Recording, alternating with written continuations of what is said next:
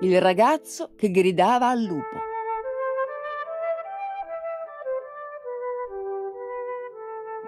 C'era una volta un pastorello che badava alle pecore per tutti gli abitanti del villaggio.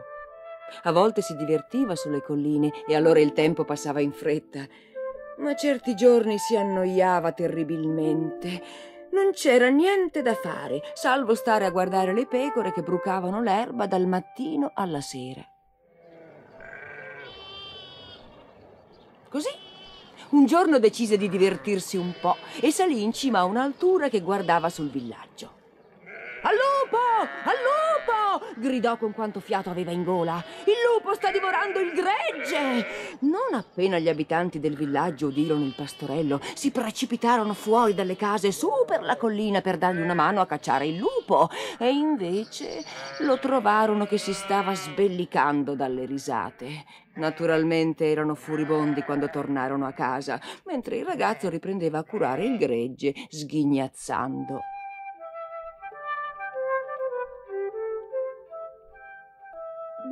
Una settimana dopo, il ragazzo, che si stava di nuovo annoiando, salì ancora in cima all'altura e gridò: «Al lupo! Al lupo! Il lupo sta divorando il gregge!» Ancora una volta gli abitanti del villaggio si precipitarono in suo aiuto e ancora una volta lo trovarono che rideva delle loro facce arrossate e si arrabbiarono molto, ma non poterono far altro che sgridarlo.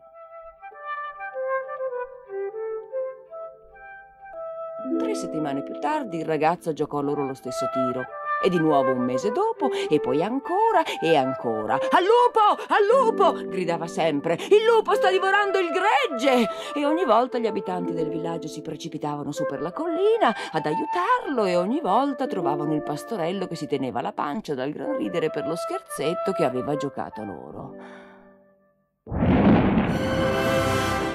Ma una brutta sera d'inverno, mentre il ragazzo stava radunando le pecore per condurle all'ovile, un vero lupo cominciò ad aggirarsi tra di loro.